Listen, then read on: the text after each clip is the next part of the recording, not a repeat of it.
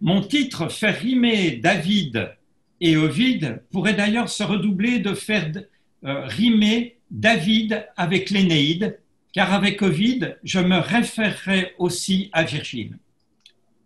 Voici une vingtaine d'années, je rappelais que l'éditeur récent du Traité de l'amour parfait, c'est un texte médiéval du XIVe siècle, parfois attribué à Gilles de Rome, rejetait cette paternité.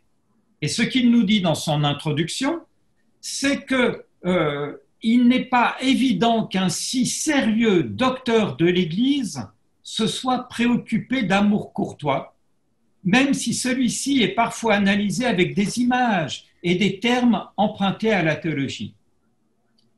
Et si je vous cite cela, évidemment, qu'un grand et un si sérieux théologien puisse s'intéresser à l'amour courtois, c'est parce qu'on trouve à la Renaissance des théologiens très sérieux s'occuper d'amour profane.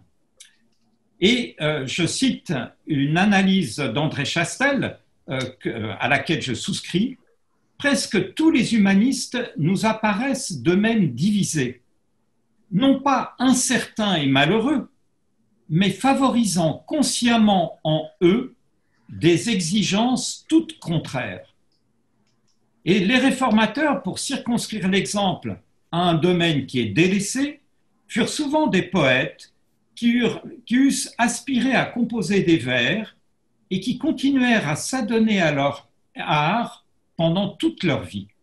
Et je vais juste citer quelques groupes, quelques couples. Luther a traduit Ésope en même temps qu'il rendait Ézéchiel en allemand. Zwingli, à Zurich, a traduit Pindare. Musculus, pasteur bernois, quand il était encore un moine, se cachait dans le grenier de son monastère pour lire Ovide et pour recopier des passages d'Ovide. Bullinger recommandait la lecture des poètes le soir chez soi, et même Lucien. Donc Bullinger était le successeur de Zwingli à Zurich. Walther, c'est lui qui a succédé à Bullinger, la troisième génération, s'est intéressé à Hésiode et a traduit des passages d'Hésiode, comme il a traduit aussi en allemand des épigrammes grecques. À Genève, Calvin s'est intéressé à la poésie. Il aurait aimé composer de la poésie. Il a bien fait de pas trop le faire parce qu'il n'était pas très doué pour la poésie. Les petits essais qu'il a faits, même en latin, ne sont pas extraordinaires comme les psaumes. Mais dans l'ordre du Collège de Genève, on étudiait Virgile, Ovide, Homère. Alors que Bèze, évidemment, a publié et a retravaillé ses poèmes, surtout des poèmes latins, jusqu'à son âge très avancé, jusqu'à passer 80 ans. Bucer s'intéressa au théâtre, formateur de la jeunesse. Joachim Vadian, cet humaniste et réformateur de Saint-Gall, lui aussi a publié un art poétique, sans rien dire de Mélenchon. Donc, si vous voulez, le cadre de ce travail autour de Bèze et de Marot, faisant rimer Ovide et David, est dans un cadre très général, européen, d'humanistes et de réformateurs qui ne peuvent jamais se départir de cet amour et de cet intérêt pour les poètes et les auteurs latins et grecs qui leur ont permis de connaître le latin et le grec. Donc jamais ils les jettent complètement. Ils peuvent être critiques, mais ils vont retourner à les lire et à les méditer pendant toute leur vie. Et je pourrais, évidemment, je vous ai cité surtout des protestants, mais je pourrais faire la même chose avec le dominicain Sante Panini. On connaît bien sa traduction de la Bible, première traduction latine de la Bible, nouvelle, c'est un nouveau Jérôme, mais qu'avait-il fait juste avant, dans la décennie précédente? Il a traduit complètement Homère en latin. Donc, lui aussi, c'est un dominicain, jamais devenu réformé du tout. Ce qui l'intéresse, c'est le retour aux sources. Mais il a traduit Homère, il a pris le temps de traduire Homère et la Bible. Alors, cette mise en bouche, c'est un antipasto, n'a évoqué que des textes latins, des textes même traduits en latin, du grec en latin, de latin en allemand. Mais avec Clément Marot et Théodore de Bèze, je vais aborder des textes en français. D'abord, Clément Marot, puis Théodore de Bèze, deux des plus grands poètes du XVIe siècle. Alors, c'est là qu'on va essayer de partager. Ah, vous lisez mon texte à l'écran en même temps? Oui? Bah, tu nous l'as laissé, mais je ne sais pas si c'est... Ah, d'accord. Bon, alors, maintenant, parce que je... On vous voit. Voilà. Là, vous voyez quoi? Marot. Marot. Ah, Marot, parce que moi, mon écran, c'est tout à fait différent. Carpi. Alors, donc, du coup, je ne vois plus mon texte à l'écran. Comment? Mais il faudrait tu n'as pas une version papier avec toi? Alors, là, vous voyez toujours Marot? Oui. Oui, parfait. Alors, Marot, Clément Marot, on le connaît, c'est le prince des poètes français, avant Ronsard, bien sûr. Et là, c'est un portrait que je sais que Rosanna aime beaucoup. On n'est pas sûr que ça soit vraiment Marot. Alors, est-ce que là, vous voyez l'autre portrait de Marot? Non. Non. Alors, il faut que je repasse par là. Là, vous voyez l'autre portrait de Marot. Oui. Moins beau. Alors, ça, il est moins bien, mais si on regarde les deux à la fois, mais j'arrive pas à les mettre comme cela, l'un côté de l'autre, on voit quand même que sur le portrait qu'aime Rosanna, il a déjà un peu le front dégarni. Et on a un profil et un portrait de face, donc c'est pas tout à fait étranger. Et de toute manière, quand ce portrait est fait à Genève, c'est quasi 40 ans après la mort de Marot. Donc c'est certainement, c'est pas Théodore de Bèze qui l'a jamais rencontré, mais ça peut être dans les années 80, quelqu'un où Bèze aurait eu des informations.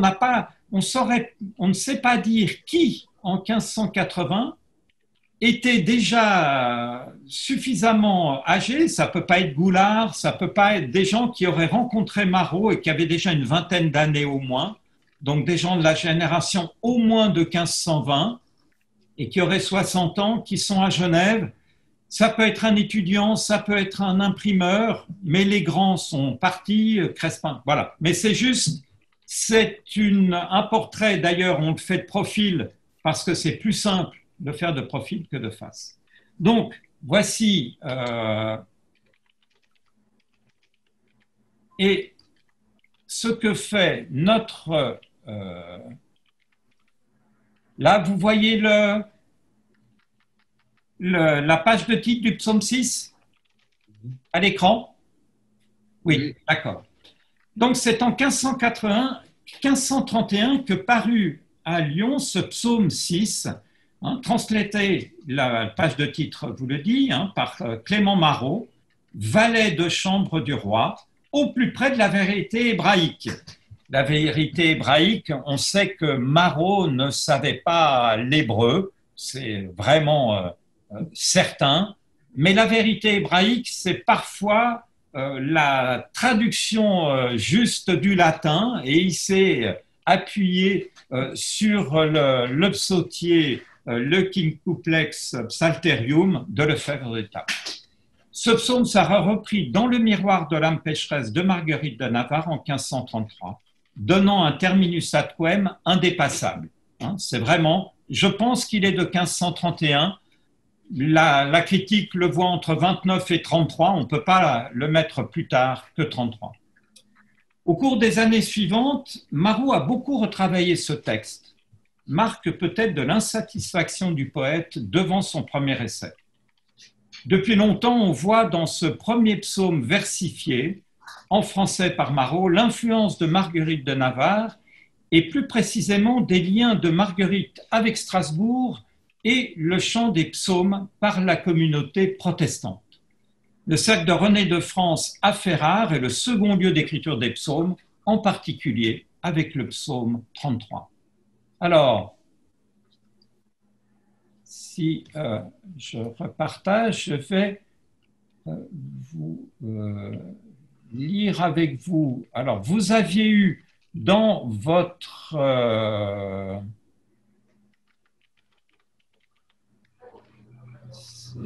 alors...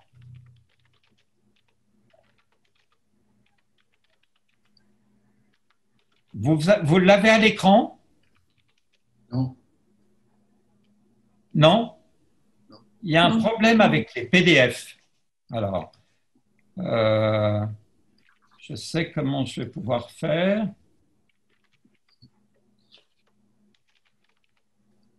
Pardon, hein, c'est les aléas. Vous voyez mon texte à l'écran? Non, on voit ton visage. Bon, c'est pas exact. Là, Oui, le voilà, il est arrivé. voilà, vous voyez le texte. Alors, c'est l'argument du psaume 6 que je vous ai mis l'original. Ce qui est intéressant, c'est de voir déjà dans l'argument le retravail qui va être fait à la fois par Marot et par Bèze. L'affligé de longue maladie, quant à la lettre, pris ici ardemment, je vous ai mis juste en dessous le français, d'ailleurs je pourrais vous lire plus une traduction et vous avez l'original juste au-dessus. Hein. Celui qui est affligé d'une longue maladie, quant à la lettre, prie ici ardemment pour retrouver sa santé, puis tout à coup se réjouit de sa guérison et de la honte de ses ennemis. Alors, à partir de cet argument, on n'a pas tellement d'autres preuves. Vous voyez souvent dans l'historiographie que Marot a été atteint par la peste. Et on n'a pas de source historique qui nous montre que Marot a été malade de la peste, qu'il était malade, oui, mais que c'était la peste. On n'en a pas de preuves et c'est à cause de cela que l'on a considéré qu'il y avait là comme un témoignage de la maladie de Marot. Ce qui est intéressant, c'est de mettre un élément personnel, sa maladie, et vous voyez, c'est l'affligé de longue maladie, c'est pas David dont on parle ici, dont Marot parle ici, mais c'est de lui-même. En tout cas, on peut voir qu'il s'identifie, et aussi bien Bernard Roussel que le chercheur, son nom, le chercheur néerlandais qui a travaillé sur les psaumes, son nom m'échappe maintenant, dire que on dit qu'il y avait des éléments personnels que Marot mettait dans ses arguments. Alors, 1531, 1543, Marot est à Genève, il transforme cet argument. David, malade à l'extrémité, a horreur de la mort, il désire avant de mourir glorifier encore le nom de Dieu, puis tout à coup il se réjouit de sa convalescence et de la honte de ceux qui attendaient sa mort. Donc là maintenant, on n'est plus du tout dans l'éthos du poète et du traducteur, mais Marot remet David au centre en montrant qu'il a cette horreur de la mort. Bèze ne peut pas accepter que David, le prophète, ait horreur de la mort. Donc en 1562, dans l'édition définitive du Psautier, voilà ce que Bèze va écrire et corriger Marot. David, affligé de la main de Dieu, reconnaît avoir par sa faute provoqué la colère de Dieu et afin d'être soulagé, il demande pardon de ses péchés. Il se plaint qu'il ne pourra louer Dieu si celui-ci ne le retire du danger de mort, puis s'étant fortifié, il magnifie la grâce de Dieu et tourne son propos vers ses ennemis qui se réjouissent de ses mots. Alors, dans un argument, évidemment, on est en train de présenter, de résumer un psaume. Et vous avez vu la différence qui est tout à fait intéressante dans cette filiation, c'est que là maintenant, on induit une lecture de ce psaume totalement réformée, calviniste. Hein, David, en fait, aurait pu réussir l'examen du pastorat à Genève. Hein. Bien sûr, il reconnaît avoir provoqué la colère de Dieu, ce que le texte ne dit pas vraiment, mais c'est une lecture calviniste des psaumes. Donc,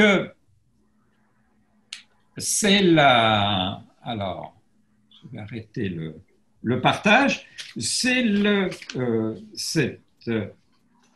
ce que l'on voit dans cet argument, évidemment, est beaucoup moins fort quand on lit le psaume.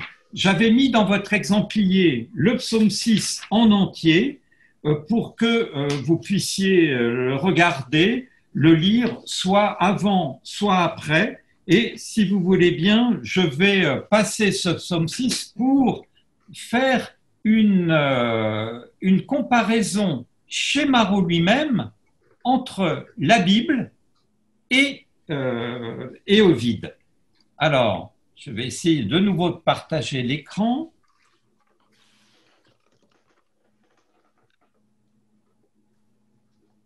Vous l'avez, ça? Parfait. Voilà. Hein, donc, c'est le second... Marot a publié ou fait publier sa traduction du psaume 6 en 1531. En 1534, c'est le premier livre de la métamorphose d'Ovide, alors que le second livre, et c'est celui que vous avez là à l'écran, est suivi de 1543. C'est la même année que l'édition des 50 psaumes, ceux qu'il a écrits à Genève. C'est-à-dire qu'on voit un aller-retour entre le fait de traduire les psaumes et le fait de traduire Ovide. Et ça se voit très bien si maintenant, d'ailleurs, j'ai cité ça d'ailleurs dans l'introduction du psautier, on a tellement aimé cette traduction du premier livre de la métamorphose qu'en 1548, Sébillet écrit, hein, imite donc Marot en sa métamorphose, en son musée, en ses psaumes. Hein, c'est-à-dire que Thomas Sébillet, théoricien, grammairien, dans son art poétique, vient associer aussi, et c'est-à-dire que les poètes, les lettrés de l'époque savent que Marot a à la fois rendu en français les psaumes et la métamorphose. Alors, on va essayer avec ce petit problème PDF, mais je crois que la meilleure chose, c'est que je vais vous mettre celui qui est sur mon écran. Alors,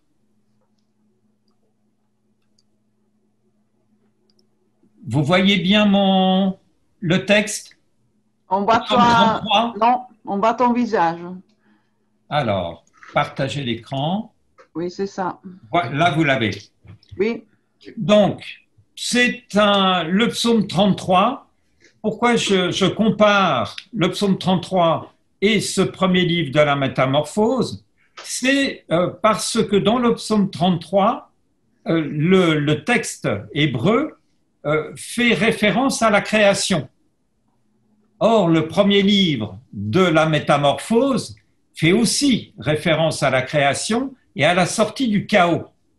Donc, on a un argument bénigne auquel le prophète invite d'entrer, le prophète, c'est David bien sûr, invite d'entrer à célébrer le Tout-Puissant, puis chante que tout est plein de sa bonté, récite ses merveilles, admoneste les princes de ne se fier en leur force et que Dieu assiste à ceux qui les révèrent. puis invoque sa bonté. Et on peut déjà voir dans ce psaume 33 on n'est plus tout à fait dans le ton des années 30. Hein. On est là dans un Marot plus engagé. Il reste évangélique, il n'est jamais devenu calviniste, mais on le voit plus engagé dans une foi réformée. Alors, l'exercice est un peu difficile parce que Marot, dans les psaumes, est limité et borné par le texte biblique. Il ne peut pas dire n'importe quoi. Il peut rendre un seul vers ou un hémistiche par un ou deux vers. Il peut développer, mais il est limité par le texte, mais il est aussi limité par le texte d'Ovide quand il traduit la Métamorphose. Donc, ce que je voudrais vous montrer, c'est que le lexique est semblable. Donc, si je prends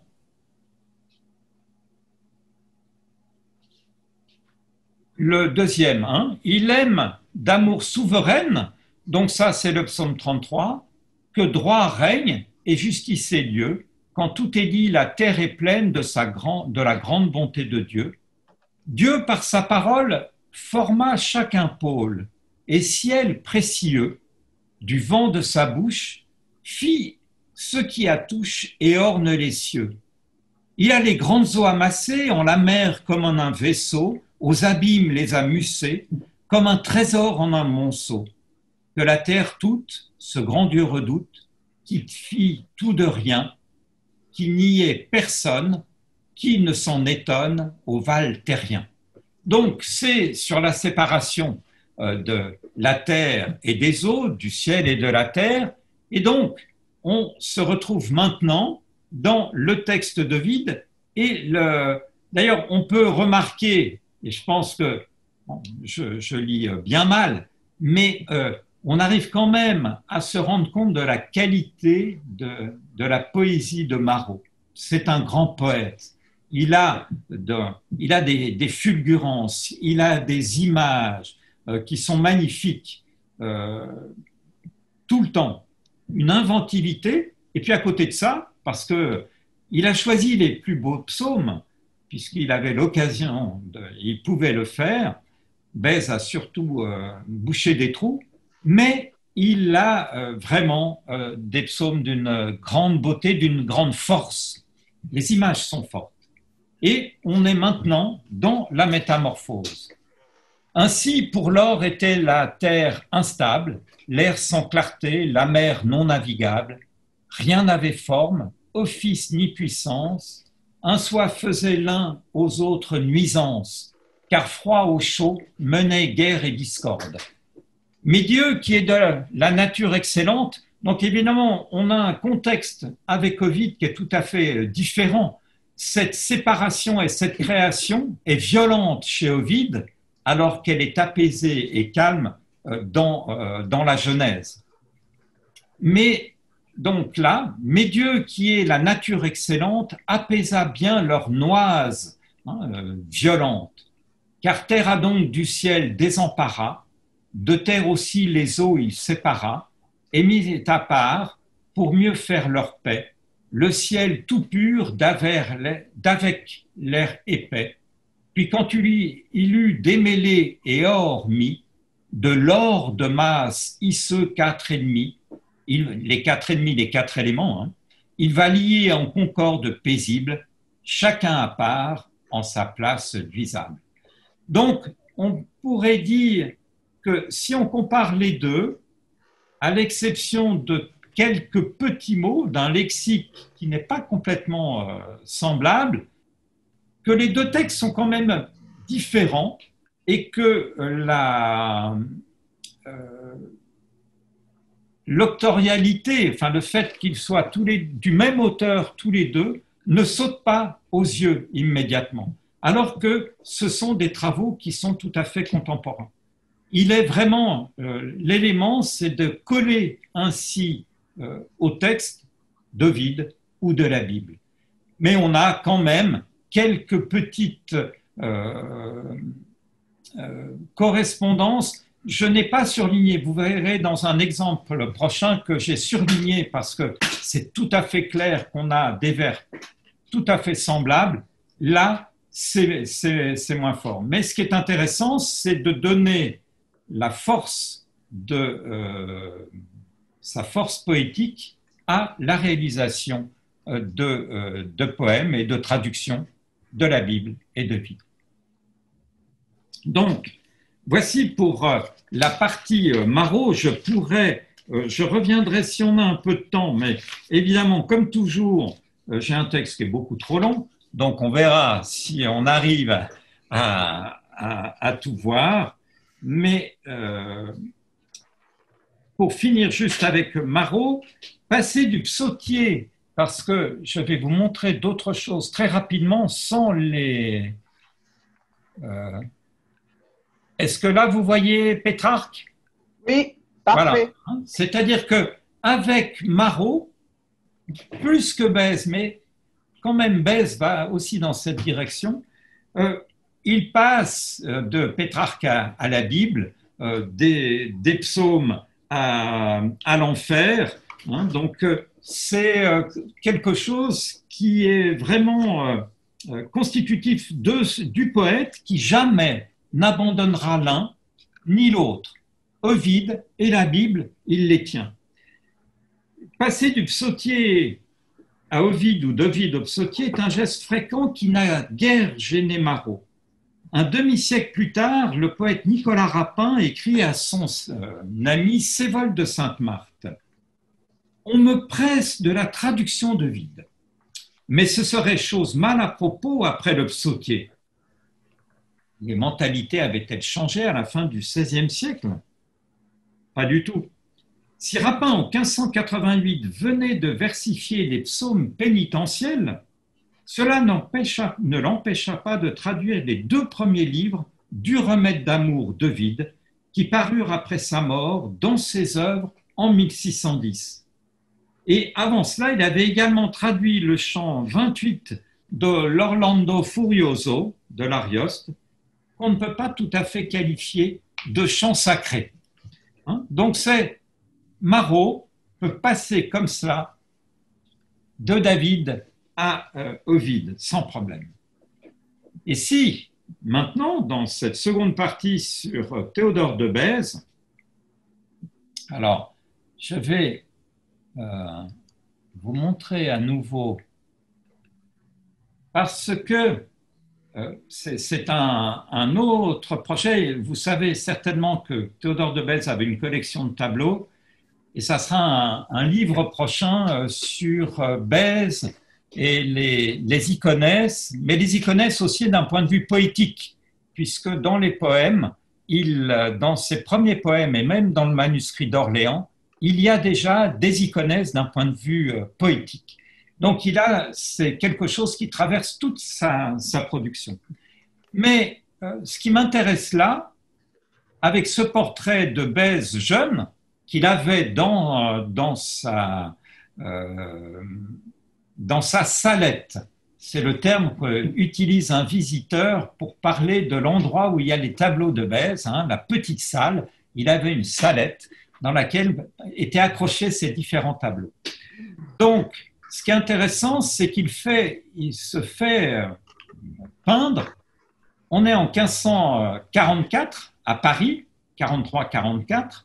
Donc, c'est déjà un intérêt d'avoir son portrait. Mais s'il n'y avait que cela, c'est-à-dire que vous connaissez tous ce portrait, c'est celui qui est dans Frontispice des Poémata de 1548. Alors, c'est un poète, vous allez me dire, mais on connaît Ronsard. Oui, c'est 2 ans plus tard. Mais on connaît Pontus de Cars. Oui, mais c'est encore un petit peu plus tard.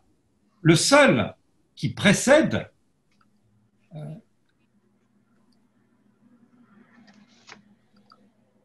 c'est Maurice Ève, l'Adélie 1544. 1544, c'est le moment où Bèze se fait portraiturer. Donc, pour vous, Italiens, ça, vous n'êtes pas surpris, ni intéressé. Bah oui, il y a le portrait du poète avant son canzoniere, on a des quantités d'éditions de Pétrarque avec le portrait de Pétrarque. Donc c'est en effet quelque chose qui vient de l'Italie, de mettre le portrait du poète en tête de son recueil. Mais Bèze, quand il le fait, n'est pas loin dans la liste. Il est le deuxième d'une longue série. Donc, cet intérêt, pour ça que je voulais vous montrer, ce premier geste est déjà un geste humaniste, d'avoir son portrait en 1548. Alors, évidemment, il n'est pas encore réformé. Donc, avec... Pardon, hein, il faut de temps en temps... Évidemment, en étant à Morges, je n'aurais pas eu ce souci. J'avais mes papiers sur la table et j'étais pas obligé d'aller rechercher. Ah mince, c'est là sur ce. Voilà. Mais petits aléas de Zoom qui nous aident bien. Et vive les colloques en présence. Ah, mais d'ailleurs, je me suis dit, c'est le dernier que j'ai accepté. J'ai encore fait ça la semaine dernière. Et c'est le dernier que j'ai accepté en virtuel. Parce que, bah, tant pis, on remet pour plus tard. Parce que, bon, à la fois, c'est sympathique, mais j'aurais aimé passer une soirée avec Rosanna et Véronique. On aurait eu des tas de choses à échanger. On aurait bien mangé.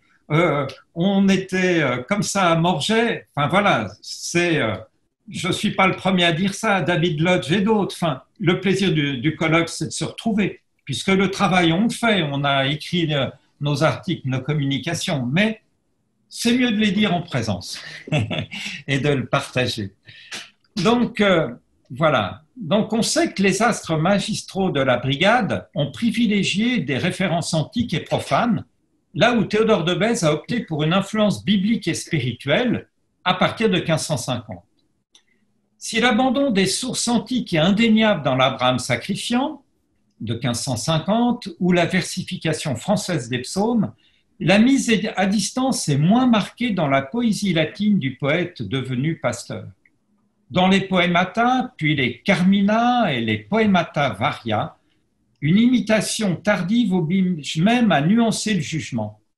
Je reprendrai d'abord la rupture éclatante de Bèze avec Ronsard et du Bellay, avant d'ouvrir la dernière édition des poèmes latins du premier, les Poemata Varia, de 1597-98. On donne ces 2 années parce que l'édition a été complétée. On n'avait pas fini de retailler les iconesses, les emblèmes, hein, les 44 emblèmes. D'ailleurs, il manque les 4 derniers qui sont vides. Donc, on n'avait pas réussi et le livre complet a paru en 98.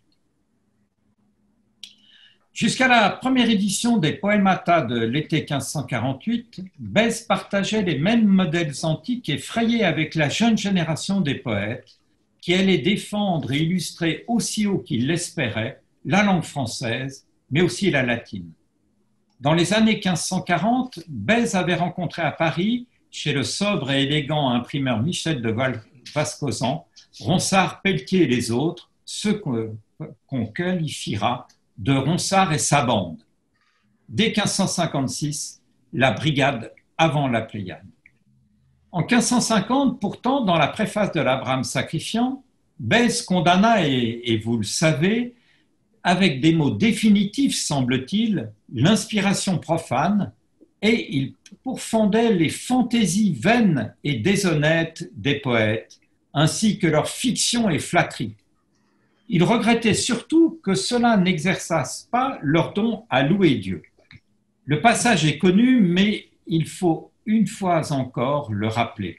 Je cite, « À la vérité, il leur serait mieux séant de chanter un cantique à Dieu que de pétrarchiser un sonnet et faire l'amoureux transi, digne d'avoir un chaperon à sonnette, ou de contrefaire ses fureurs poétiques à l'antique pour distiller la gloire de ce monde et immortaliser celui-ci ou celle-là, celui-ci ou celle-là. » Fin de citation.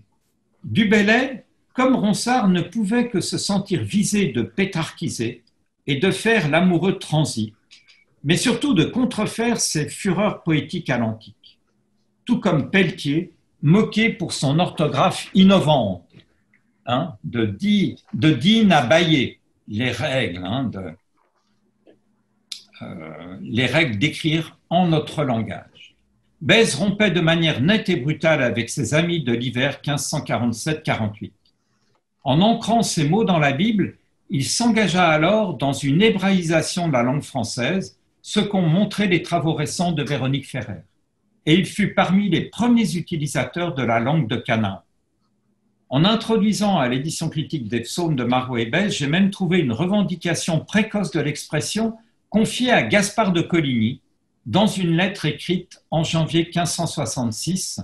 Je cite: « Nous ne nous vantons ni de Céphas, ni de Pierre, c'est-à-dire, ni de Paul, ni d'Apollon, mais nous n'avons connaissance que de la seule langue de Canaan. Il n'y a qu'un seul Seigneur par lequel nous jurons. » Bèze fait référence à la première épître de Paul aux Corinthiens et revendique un seul maître, Jésus-Christ, ainsi qu'une seule langue fondée sur la Bible, la langue de Canaan, qu'il connaissait bien pour l'avoir utilisée en achevant à l'été 1561 le psautier huguenot. Évidemment, Joachim du Bellay pouvait composer des vers chrétiens, critiques vis-à-vis des modèles grecs et romains. On lit au début de la lyre chrétienne, je le cite, « Si les vieux Grecs et les Romains, des faux dieux ont chanté la gloire, sonnerons-nous plus que inhumains, taisant du vrai Dieu la mémoire? Ô folles qui chantent les honneurs de ces faux dieux ou qui s'amusent à farder le lot des seigneurs, plus qu'aimer Camille de la Muse, c'est pourquoi la mienne refuse de manier le luth venteur. » Du Bellay, en effet, savait jouer d'une lyre chrétienne d'une manière mieux sentie que Ronsard dans son peu inspiré Hercule chrétien, et pouvait écrire, je le cite à nouveau, « Arrière-amour et les songes antiques », sans cesser de pétrarchiser, ni d'user de la forme à 14 lignes. Il n'en demeure pas moins que Bèze avait rompu avec ses poètes contemporains doués, jusque dans la forme de ses poèmes, ce que la critique a peut-être négligé. Ce n'est pas seulement par les modèles que Bèze se distinguait de Ronsard et de Du Bellay, mais encore par la forme, puisqu'il délaissa le sonnet attaqué dans la préface de l'Abraham sacrifiant. Bèze confessa d'ailleurs un jour de juillet 1586, donc cet art, à Jean Bohain, qui lui demandait des vers français pour le comte de Montbéliard, et ne fit jamais sonnet. Ce n'est pas tout à fait vrai, car Bèze avait offert un double sonnet à Pierre de Courcelles en 1564, mais celui-là ne fut jamais inclus dans les différentes éditions des Poémata ni des Carmina. Dans la préface à André Dudit de la seconde édition de ces Poémata de 1569, Bèze continua d'ailleurs de s'en prendre au modèle profane de Ronsard et de Du Bellay. Et il condamna explicitement le livre, Cassandre dans les amours et le choix des sujets mythologiques. En étudiant l'exemplaire personnel, je crois que c'est là que j'ai mis une illustration, bientôt. Donc, voilà. En étudiant l'exemplaire personnel des Poémata Varia de Théodore de Bèze, abondamment annoté entre 1599 et 1603, voire 1604, donc c'est vraiment les toutes dernières années de sa vie,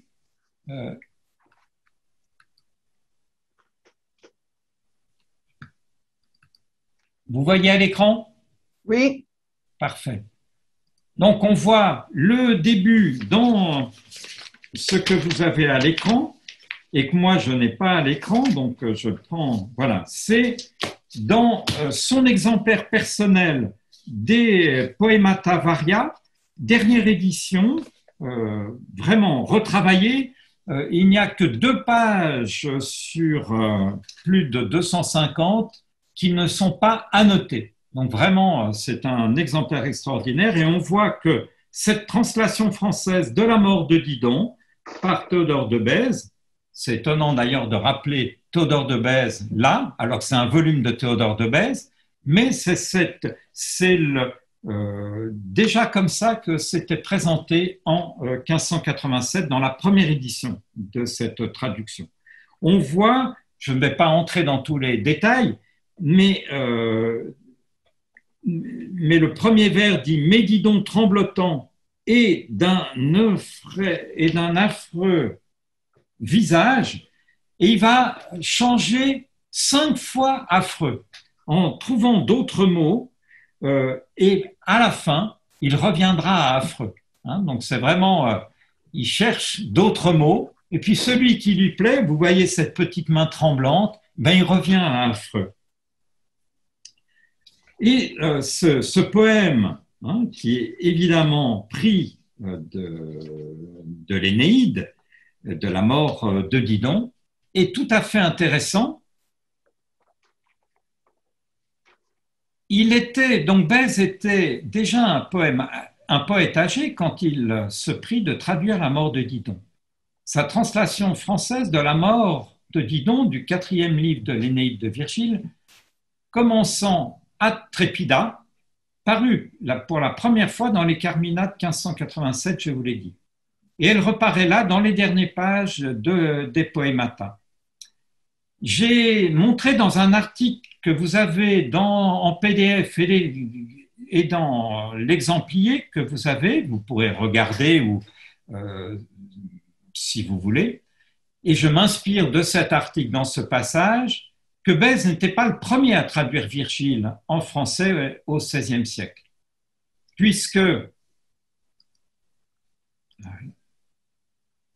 puisqu'on connaît la tragédie Didon se sacrifiant d'Étienne Jodelle, composée entre 53 et 57, dans les mêmes années exactement, en 1552, Louis des Masures donna en français les livres 3 et 4 de l'Énéide, alors que les deux premiers, publiés en 1547, avaient produit un certain effet. Je vous ai cité le passage de Séville.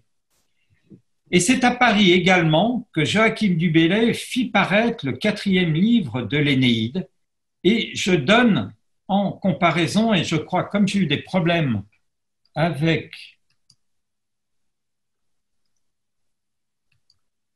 Voilà, vous avez ça à l'écran. Voilà.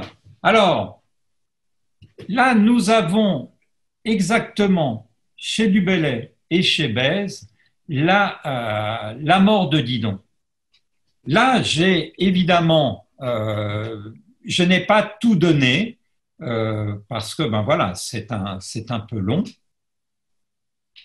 Mais comme il y a peu de vers, je vais demander à Véronique de lire du Bellay et puis ensuite à Rosanna de lire Bèze. D'accord. Du Bellay, c'est la première, hein, c'est ça? C'est la première, oui, pardon. Voilà, parce que je ne voyais pas le... Voilà. Donc, tout le texte. Hein. Oui, voilà, jusqu'à la fin, tu vois, il y a une vingtaine de vers. D'accord. Alors, ces derniers mots fit sortir de sa bouche douce dépouille alors qu'il fut... Attends, parce que je le Il découvre. fut permis. Qu'il fut permis par les destins et par les dieux amis. Reçois cette âme et tant de soucis, délie-moi. Ne bouge pas. J'ai vécu jusqu'ici et de mes ans le cours est révolu, tel que fortune ordonnée l'a voulu. Hors de moi, le grand idole errante sera bientôt sous la terre courante. Une cité j'ai fondée de ma main, j'ai vu mes murs, j'ai dessus mon germain, venger le sang et la mort douloureuse de mon mari. Heureuse, ô trop heureuse, si des Troyens les navires fuitives n'eussent jamais abordé sur nos rives.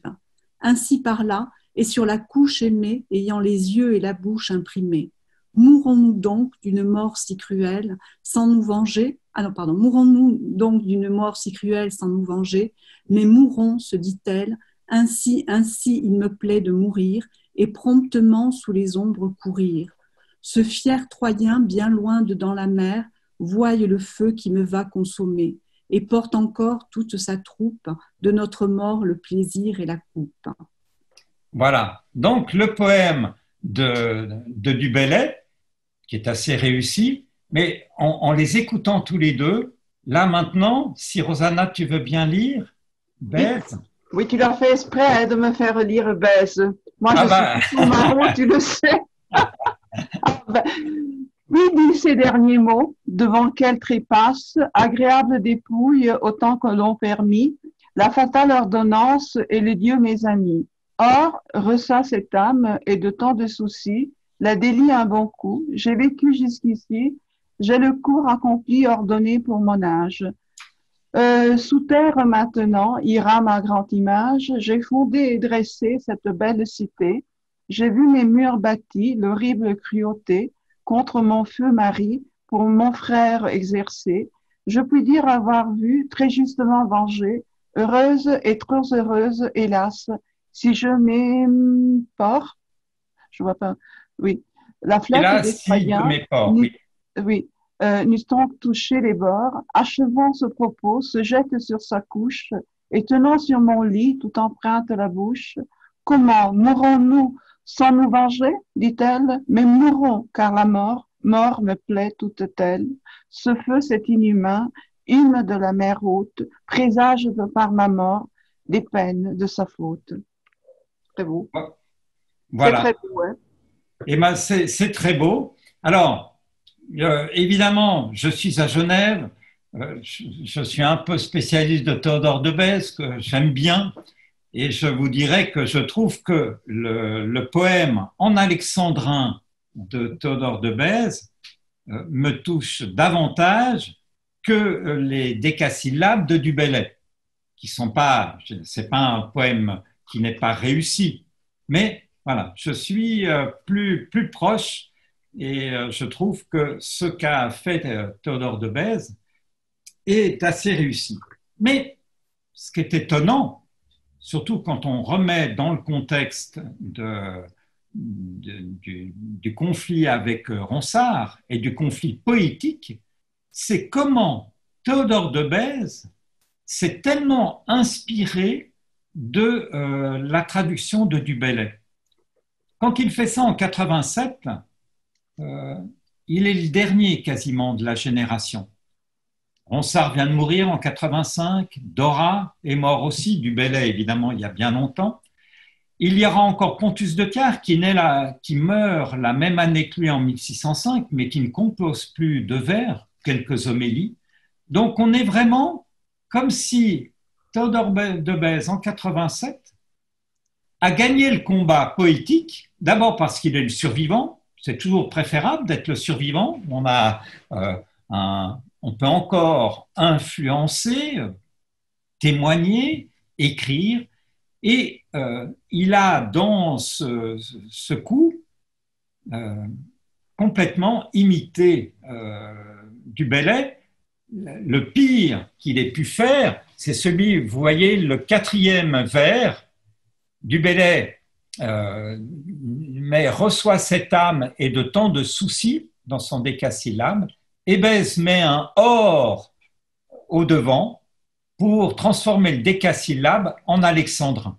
C'est rien que cela, évidemment, c'est la signature de la copie ou d'une inspiration forte.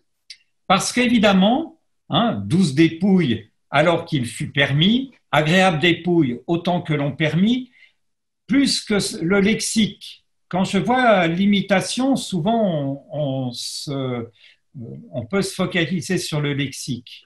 Mais l'imitation est beaucoup plus forte dans la phrase et dans la construction grammaticale. Or, la construction grammaticale est la même.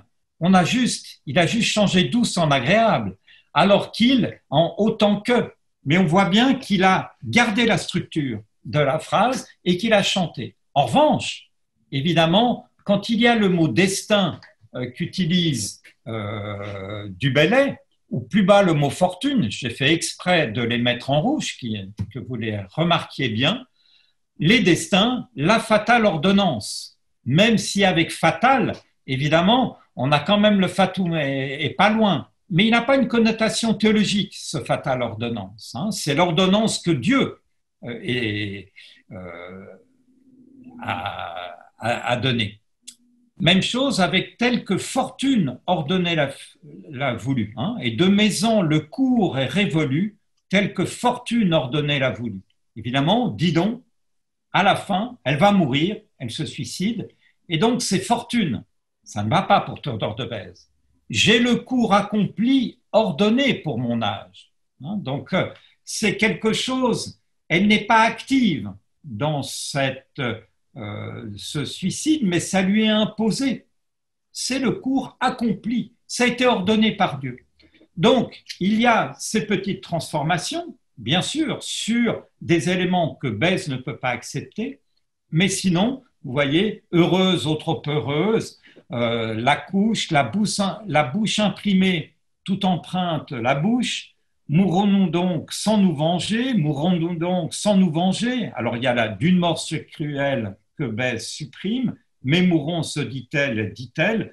Donc, on a vraiment dans il n'y a pas besoin de très longs commentaires pour bien montrer comment vraiment Bèze s'est inspiré, et plus qu'inspiré, a vraiment copié du Bellay. Donc, tant du Bellay que Bèze n'en étaient pas à leur coup d'essai pour chanter Didon. Du Bellay avait versifié la complainte de Didon à Aîné, prise d'Ovide, et l'épigramme sur la statue de Didon, pris d'Ozone. Alors, attendez, parce que... Voilà, c'est mieux, je ne suis pas loin de l'écran, de la caméra, comme ça je peux vous regarder de temps en temps, même si je ne vous vois plus du tout, hein, mais je fais comme si je vous voyais, comme si vous étiez là devant moi. Donc, il n'en était pas à leur coup d'essai. L'épigramme sur la statue de Didon, pris d'Ozone, c'est une véritable défense de Didon et critique de Virgile du pseudo-ozone. Jeune, du Bellay et Bèze avaient été séduits à l'instar d'Aîné par la reine de Carthage. Tous deux n'épuisèrent jamais leur veine poétique à chanter les femmes, femmes aimées, femmes rêvées, princesses ou déesses, reines de tous les temps. Pour Bèze, l'évanescente Candida dans les Poémata de 1548, son épouse bien-aimée, Claudine Dénos, mais également des figures bibliques, la splendide Bethsabée, ou la Sulamite magnifiée dans le Cantique des Cantiques. Dans les Poémata de 1548, Bèze faisait déjà place à Didon. Alors, et c'est justement une de ces iconesses qu'il avait. Alors, Dido Rogum Consensura. Évidemment, si j'ai un mauvais accent en italien, c'est que je l'ai déjà en latin et que je ne sais pas, je ne sais pas scander des vers. Mais voilà, Dido Rogum Consensura, funere Didonis sapientes este puelle, sunt nulla hospiti pondera, nulla tori. Didon, consentant au bûcher, les jeunes filles connaissent la mort dévorante de Didon, que ne pondère ni son hospitalité, ni son lit mortuaire. Donc on a déjà dans cette icône poétique cet intérêt pour Didon. Et dans les Poémata de 1597, avant sa traduction, Bèze ajoute 2 distiches et un argument. Alors, en latin et en grec, alors mon accent grec est exactement le même, mais au moins avec le grec, on peut accentuer puisque l'accent est marqué, ce qui n'est pas en italien à part la città, l'università, mais voilà. Donc je vais juste vous le traduire. Didon meurtrière d'elle-même, apprenez veuve et jeune fille de l'histoire de Didon, ce que l'amour insensé suscite comme avantage aux stupides. Les poètes profanes eux-mêmes l'ont enseigné jadis. Quelle honte de ne pas l'avoir appris des textes sacrés. Alors, ce qui est intéressant dans cet argument, qui est quand même une défense de Théodore de Bèze, puisque il s'intéresse à Didon, il aime ce poème, il aime ce passage de la mort de Didon, et il regrette de ne pas avoir lu ce texte dans la Bible. Il n'a pas appris ça des textes sacrés. Et puis, il y a un argument qui suit aussi, je vous le traduis à nouveau. L'excellent poète a donné une histoire exemplaire, autant à retenir qu'à craindre, quoiqu'il l'ait mise en vers plutôt que racontée. Et il m'a plu à moi de l'avoir rendue avec bonheur, ici en vers scénaire français. L'effet de cette histoire que j'ai noté dans le quatrain initial est à lire et à méditer par les amantes éperdues.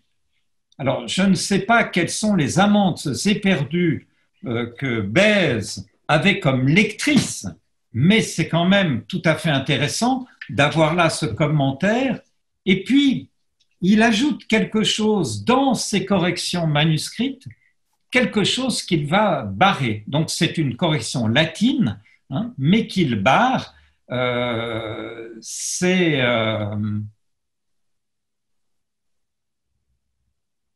Donc, le latin, c'est amatoribus, et puis il avait ajouté etiam principibus, hein, et aussi par les princes, par les monarques. Donc ça, il le barre ensuite, considérant qu'il avait certainement été un petit peu trop loin, et il connaissait Henri IV, puisque c'est dans son exemplaire personnel. Est-ce que c'est après la rencontre à l'Étuisée avec Henri IV? Vous savez, hein, c'est à l'automne de 1600 qu'il rencontre Henri IV pour la dernière fois. D'ailleurs, il ne s'était pas vu depuis très longtemps, depuis 40 ans. Et c'est 40 ans, j'exagère un tout petit peu. Mais en fait, je ne sais plus exactement quand il s'était vu, mais Henri IV était encore Henri de Bourbon et était encore tout jeune. Les poètes de la Renaissance, italienne comme française, savent quasi tous le latin. Le savent si bien qu'ils savent composer en latin, Pétrarque et Bembo, du Bellay comme Bèze. Quand leur foi est vive et qu'ils méditent la Bible, ils ne peuvent complètement prendre leur distance avec les modèles antiques et classiques. On peut louer le Bouvier Amos, au style prophétique si simple qu'il sent sa terre servile. Mais on n'arrive pas, ni Luther, ni Calvin, ni Bèze, ni les autres réformateurs, à mépriser les textes de ceux avec lesquels on a appris le latin, et surtout on a appris à les imiter pour apprendre à versifier. Bèze ne cacha jamais son intérêt pour Virgile, ni même pour Catulle. Le Véronnais païen et licencieux fut même un modèle pour Bèze, ce qu'il confia encore à Dudit dans la même dédicace dans la seconde édition des Poemata. Alors que Catulle a aussi place dans l'élégie Ad Bibliothecam que Bèze avait composée. Il y donnait les sources poétiques de son inspiration. Virgile avant tout, puis Ovide, Tibulle, mais encore Catulle et Martial. En 1550, dans la préface de l'Abraham sacrifiant, que j'ai déjà cité, Bèze avait reconnu dans un aveu fameux et maintes fois répété, par moi aussi, car je confesse que de mon naturel, j'ai toujours pris plaisir à la poésie et ne m'en puis encore repentir. Un demi-siècle plus tard, Bèze ne s'est toujours pas repenti. Il a délaissé les matières plus saintes pour Virgile, du Bellay et la mort de Didon. Le plaisir à la poésie est consubstantiel à Bèze. Son manque de repentance effective le caractérise. De la destinée à la prédestination, Bèze ne dit évidemment rien de la poésie dans son De Praedestinationis Doctrina de 1582. En bonne théologie calvinienne, atteinte augustinienne, l'électio est le secret et le décret supralapsaire qui précède la chute, le décret supralapsaire de Dieu pour le salut des hommes. La vocatio est double, intérieure et extérieure. La première concerne un ministère dans l'Église, quant à la seconde, Bèze la distingue ainsi de la précédente. Je traduis, cette vocation extérieure est donc éprouvée par les sens naturels, mais l'intérieur est gravé dans l'âme par le Saint-Esprit et est distingué de l'autre par ses effets conséquents, de manière ininterrompue et nécessaire. L'expression n'est pas lumineuse, mais j'ose avancer que Bèze considérait sa vocation extérieure comme celle d'un poète et qu'il avait su la distinguer depuis des décennies. Cela ne l'empêchait pas de parfaire et de peaufiner ses vers perpetuo ac necessario. Les modifications des poèmes n'étaient pas des remords et les réécritures d'un rimailleur inexpérimenté qui découvrait Virgile et imitait un glorieux contemporain. C'était le geste toujours recommencé d'un homme qui aimait la poésie au plus profond de ses sensus corporis, qui sculptait les mots et harmonisait les syllabes, tout en chantant une femme, ici la maîtresse d'aînée, et son désespoir. Sans chercher querelle, Bèze restait sensible aux femmes exemplaires, bibliques et profanes. C'est d'ailleurs Lucrèce qui ouvrit la partie réécrite des iconesses dans les Poemata Varia de 1597, alors que la beauté de Bethsabée continuait d'être célébrée dans la Sylve IV, il est vrai, avec plus de retenue, avec enfin plus de retenue. Bèze est quasi le dernier d'une génération éclatante. En 1587, quand parut la translation française de La mort de Didon, Dora était mort l'année précédente, Ronsard 2 ans avant, je vous l'ai dit. Avant eux, c'était éteint Pelletier en 82, Bello, j'hésite entre 77 et 77, mais en Italie, on peut dire 77, comme Jodelle en 73, Du Bellay dès 1560. Baïf ne mourra qu'en 1589, alors que Thiard, je vous le rappelais, est mort comme Bèze en 1605, mais ne produisit plus que des émiliés. Les deux vieux poètes ne versifiaient plus guère. Bèze restait seul et dans son imitation de Du Bellay, il vint ponctuer le conflit des années 1550 et 1552 qu'il avait lancé, capable de reprendre des motifs profanes sans délaisser ses intérêts bibliques supérieurs. Alors, maintenant, je pourrais développer encore, mais il nous reste un quart d'heure ou un petit peu plus, et ma dernière partie, c'est ce que je vous disais, elle risquait de passer à la trappe, parce qu'évidemment, il y a les échanges du début, il y a le fait de lire. Je savais bien que, et puis les manipulations de ces illustrations, je préférerais peut-être, si vous êtes d'accord, plutôt que d'entrer dans cette hébraïsation de la langue française, j'en ai déjà parlé, et après Véronique, mais je disais à Véronique la semaine dernière, quand on fait ses essais, en relisant le Baladin, et je vous ai mis en exemplier le Baladin de Marot, c'est le dernier des vers que je peux juste lire, c'est ce petit chapitre que j'ai écrit encore nulle part, que j'avais préparé juste pour cela. Donc ce n'est pas seulement dans la Bible et dans les psaumes, mais dans d'autres poèmes que Marot glisse dans les dernières années de sa vie des hébraïsmes. Ainsi, dans le Baladin, certainement sa dernière œuvre, qui parut même de manière posthume, on trouve au vers 290 et suivant « J'étais piqué du grand zèle des ailes, et puis amour me porta sur ses ailes. » C'est le moment où le baladin se met à danser avec Christine, donc on est à la fin du poème, qu'il lit la Bible jour et nuit au livre qu'elle a fait et qu'il part, traverse les bois et s'avance plein de confiance dans la vallée humble et délicieuse que l'hébraïsme vient sous sa plume. Le Nouveau Testament que Marot médite jour et nuit instille sa poésie, la vivifie d'hébraïsme biblique. Donc, le zèle des ailes, évidemment, ce n'est pas une expression française. Et si elle vient dans le baladin, évidemment, parce que on est entre Simonie entre Simone et Christine, et qu'il y a là, il a pris parti pour l'Évangile et pour Christine.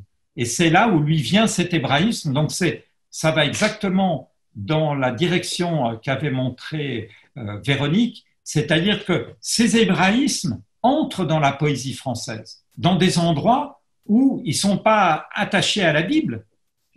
Dans le baladin, évidemment, le sujet est religieux, mais il n'est pas proche d'un texte biblique. Lui vient automatiquement. Il en a tellement utilisé dans les psaumes, il en a tellement lu aussi, même s'il ne les a pas tous rendus en français, que le zèle des ailes lui vient sous la plume. Donc voilà, petit résumé pour cet élément qui était juste pour vous sur Amorget, mais peut-être qu'on peut finir en discutant et en échangeant.